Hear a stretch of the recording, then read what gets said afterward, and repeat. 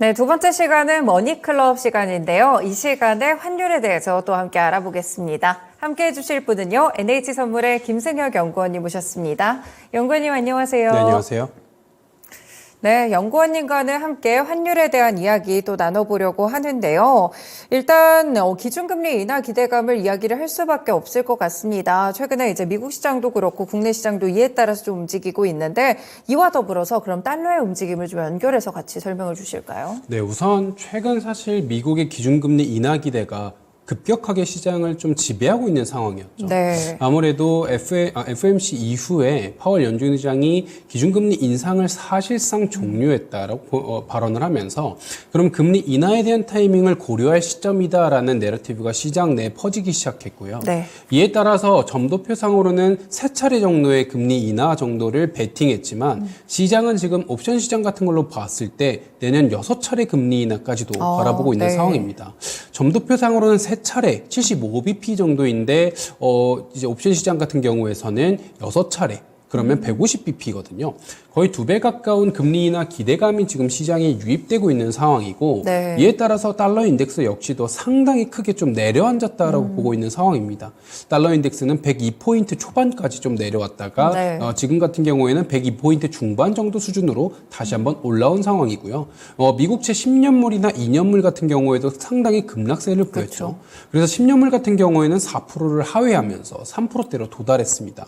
아무래도 시장에서의 분위기가 점차 바뀌고 있다. 그렇다면 우리가 이제부터는 금리 인하에 대한 타이밍을 고려할 텐데 하이 포롱거가 사실 말이 좀 무색하게도 벌써부터 인하에 대한 기대감이 많이 들어오고 있는 상황이잖아요. 네. 이게 근 한 일주일 정도의 시장을 좀 지배했다라고 볼 수 있는 상황입니다.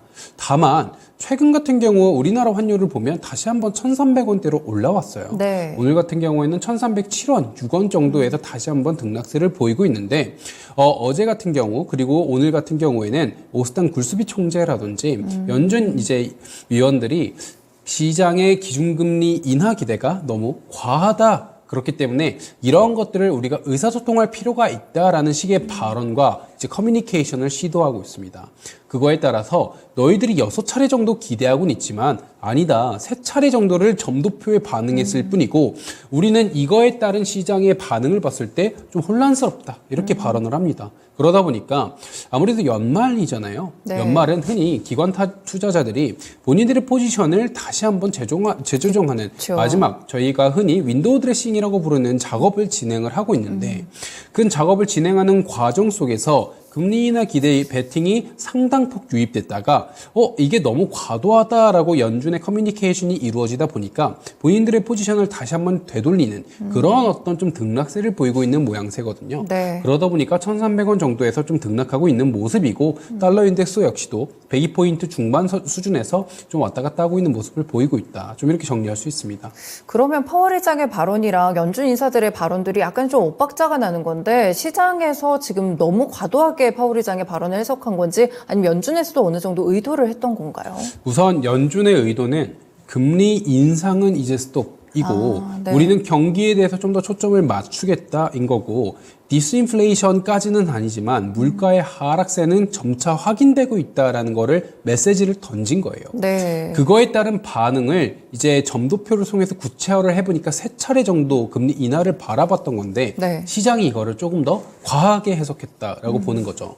아무래도 연준은 사실 이 정도까지의 반응을 예상했던 건 아니다라고 보고 있는 상황인데 네. 시장의 예상과는 다르게 지금 아무래도 연준 입장에서는 이 정도까지의 금리 인하가 사실 상정된다면 본인들이 생각하는 경기의 연착륙 흐름이 진행되지 않을 거거든요. 네. 6차례의 금리 인하가 빠르게 진행된다라는 거에 이면은 경기가 생각보다 어려울 수 있다라는 거에 대한 반증이기 때문에 연준 입장에선 의도치 않았던 겁니다. 근데 시장은 아무래도 금리 인하를 상당히 기대하고 있었던 거고 레벨적인 부담도 있는 상황이었고 특히 채권 시장 같은 경우를 봤을 때는 이제 저희가 비상업 투자자 순매수 투자자 포지션을 저희가 확인을 할 수 있는데 네. 그 포지션을 봤을 봤을 때는 채권에 대한 순매도 포지션이 상당히 많이 쌓여 있는 것을 확인할 수가 있거든요. 그러면 반대로 이제부터는 채권에 대한 매수 타이밍이 점차 다가오고 있다라는 걸 확인할 수가 있는데 네. 그럼 본인들의 포지션이 언제쯤 되돌려질 수 있을까에 대해서 본격적으로 고민하는 시간이 지금인 거고요. 네. 그리고 그거에 따라서 이제 아무래도 논조에 대해서 그리고 워딩에 대한 세기에 대해서는 조율하는 타이밍이다로 보고 있는 상황입니다. 네, 그렇군요.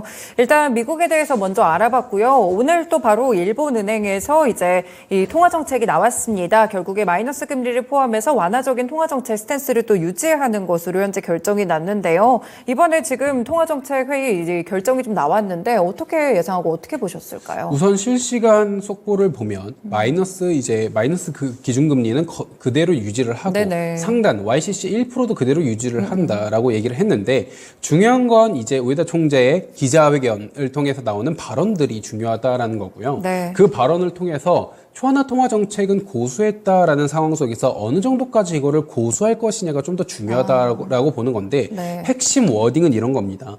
임금 이제 이미 나왔던 워딩 중에 하나가 어떤 게 있냐면 임금과 지금의 물가의 어떤 선순환 과정이 아직까지는 발현되지 않았다라는 게 확인되는 워딩이었거든요. 네. 이게 무슨 말이냐라고 하면 지금 BOJ, 일본은행 입장에서는 꾸준하게 임금이 상승하기를 계속 바라고 있습니다. 어떤 선순환 기조를 원하고 있느냐? 임금이 높아져야 소비 여력이 점차 높아질 수 있는 상황이잖아요. 네. 근데 지금 일본의 물가 상승률만으로 봤을 때는 상당히 높은 상황이다라고 저희가 볼 수 있죠. 네. 다행히 일본은행은 사실 이 물가 상승세가 안정화될 거고 그 하락 속도가 빠르다라는 거에 베팅하고 있기 때문에 물가를 잡기 위해서 고금리 정책을 사용하지는 않고 있지만 여전히 고물가 상황 속에서 실질 개인들의 가처분 소득은 줄어들 수밖에 없는 상황입니다. 그러면 나는 분명히 초안화 통화 정책을 유지하기 위해서 금리를 상당히 낮췄는데 네. 금리를 낮추다 보니까 물가를 잡아내지 못하는 결과가 나왔고 물가를 잡아내지 못하다 보니까 가처분 소득이 줄었고 가처분 소득이 줄다 보니 경기에 대한 둔화한 흐름이 관찰되고 있다가 결국에는 하나로 이제 BOJ의 딜레마 같은 상황이었거든요. 네. 이런 딜레마로 인해서 사실 정책적인 변화를 쉽게 바꾸는 건 어렵다라고 저희가 꾸준하게 예측을 해왔어요. 네. 그렇지만 정책에 대한 선회 가능성은 계속해서 유지가 되고 있는 상황인데 그러면 이런 BOJ가 마이너스 정책 금리도 여전히 유지하고 YCC에 대한 상단도 유지한 상황 속에서 당연히 초안화 통화 정책의 틀은 갖췄죠. 그쵸. 완화적인 스탠스는 갖춘 겁니다. 이에 따라서 실제 시장의 엔화 가치만 봐도 지금 이제 다시 한번 좀 약세를 보이고 있는 모양새가 확인이 되고 있는 상황이거든요. 네. 오늘 지금 실시간 우리 원달러 환율 상황을 봤을 때도 오늘 오전에 좀 재밌는 모양새가 관찰이 됐어요. 어떤 거냐면 오전에 1,300원 정도에서 등락을 하던 원달러 환율이 1,306원에서 7원까지 급등했거든요. 점심시간 정도에. 이제 그 세부 이유를 찾아보니까 아무래도 역외에서의 외인들 순매수가 많이 들어왔습니다. 근데 달러 인덱스는 그때 당시에 사실 거의 횡보였어요. 네. 달러 인덱스도 횡보였고 엔화도 그때 당시에 크게 방향이 이제 어떤 방향성이 없었습니다. 네. 위안화 같은 것도 없었고요. 그러다 보니까 왜 원화만 약세를 보이지라는 판단이 이제 오전 중에 좀 의문이었는데 엔화가 약세를 보이고 본격적으로 초안화 통화 정책이 확인이 되니까 엔화가 약세를 보이면 달러 인덱스는 강세를 보이거든요. 그렇죠. 근데 그 순간 오히려 우리나라 원달러 환율을 다시 한번 1,367원 수준에서 1,304까지 다시 한번 빠르게 내려옵니다. 네. 완전 반대적인 흐름을 보이게 됐던 거죠. 이걸 통해서 저희가 알 수 있는 게 무엇이냐라고 하면 BOJ의 초안화 통화 정책에 대한 의사 결정이 우리나라 환율에 대한 베팅 포지션으로도 같이 연결이 되더라. 그래서 네. 아무래도 오전 정도, 점심 무렵 정도에 이제 사실 엔화에 대한 담화는 좀 크기 때문에 그쵸. 엔화는 기축통화잖아요. 그래서 엔화를 직접적으로 타겟팅하기는 좀 어렵고 부담스럽다라고 판단한 일부 포지션들이 아무래도 엔화가 약세를 보이면 당연히 환율이 상승할 수밖에 없을 거다라고 네. 선제적인 포지션을 취했다. 그거에 따라서 오전 정도에 외국인들의 역외 순매수가 많이 들어왔다. 그래서 1,302원 정도에서 1,307원까지 빠르게 뛰었다.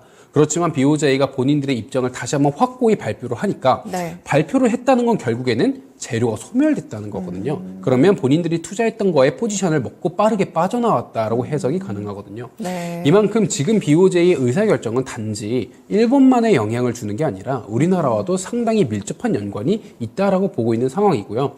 실시간 나오고 있는 계속 속보만으로도 초안화 통화 정책이 유지가 되고 있는 상황이고 네. 당분간 엔화의 약세는 지속될 여지가 크다, 좀 이렇게 보고 있는 상황입니다.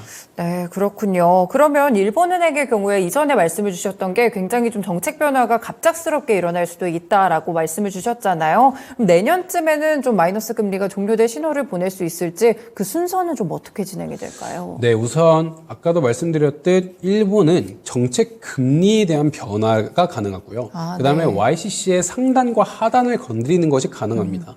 YCC는 저희가 yield curve control이라고 해서 10년물 이제 일본의 국채 금리의 상단과 하단 밴드를 정해서 네. 그 범주 내에서 운용하겠다라는 거거든요. 반대로 얘기하면 고금리 또는 저금리를 막겠다라는 거고 주 목적은 너무 지나친 금리 상승을 막아버리겠다라는 겁니다. 네. 그 상단이 지금 1%고 이 1%의 상단을 높인다라고 한다면 이제 10년물 또는 3년물 뭐 일본의 국채 금리가 있을 거잖아요. 그 국채 금리의 레벨이 올라가는 거지만 정책 금리에 대한 변화는 발생하지 않습니다. 그럼에도 실질적인 금리가 이제 시중 금리가 올라가기 때문에 긴축 효과는 발생하면서 네. 물가에 대한 상승 압력을 조금은 제한할 수 있는 그런 효과를 기대하고 있는 게 일본이거든요. 그럼 지금 상황을 보자면 정책 금리에 대해서 변화하는 거는 사실상 일본은 어려워요. 네. 왜냐하면 일본은 전 세계에서 정부 부채가 가장 높은 국가입니다. GDP 기준으로는 거의 200% 상당히 높은 네. 상황에서의 어떤 GDP 대비 이제 정부 부채 비율을 보유하고 있는 게 일본인데 그러면 본인들이 GDP 대비 그 정부 부채가 높다라는 거는 반대로 얘기하면 정책 금리가 올라간다면 본인들이 부담해야 되는 이자 비용도 상당히 높아진다라는 거예요. 네. 예를 들어 1%만 올라가도 이제 4년 내에서 GDP의 상당 부분이 이자 비용을 갚는 데만 사용된다라는 분석 결과가 있거든요. 이거를 일본은 당연히 경기를 부양하기 위해서 돈을 풀어야 되는 재정 지원을 해야 되는데 지금 이자 비용으로 상당히 많은 재정이 쏠려간다라고 한다면 네. 원인들이 원하는 결과를 이루어낼 수가 없습니다. 그렇기 때문에 정책 금리에 대한 변화는 쉽게 이루어낼 수가 없어요.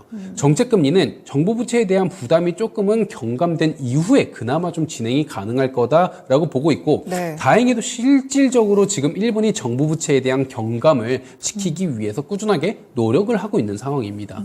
다만 현 시점에서 정책 금리를 변화시킬 가능성은 높지 않다라고 보고 있고 그럼 저희는 일본 정부의 스탠스가 변화된다라고 하면 어디에 초점을 두고 변화될 거냐라고 봐야 된다면 아무래도 YCC에 대한 변화가 맨 첫 번째 들어오겠죠. 네. 일본의 YCC가 상단의 밴드가 좀 더 높아진다라고 한다면 정책 금리에 대한 변화는 없지만 실질적 긴축 효과는 발생시킬 수 있기 때문에 네. 그러면 일본의 BOJ가 본인들의 스탠스를 뒤집었다라고 해석할 수가 있거든요. 그래서 첫 번째 변화 가능성은 YCC에 대한 컨트롤이 내년 정도에는 바뀔 수 있다라고 보고 그럼 내년 언제 타이밍이 이게 변화가 될 수 있을 거냐라고 이제 반문하실 수가 있잖아요. 제가 아까 방송 초창기에 좀 말씀을 드렸어요. 일본의 지금 실제 워딩 중에 임금과 물가의 선순환이 보이지 않았다라고 이제 워딩이 나왔다고 했잖아요. 네. 임금이 높아지면 다행히 소비가 늘어나면서 이게 물가 상승률을 이끌어냅니다.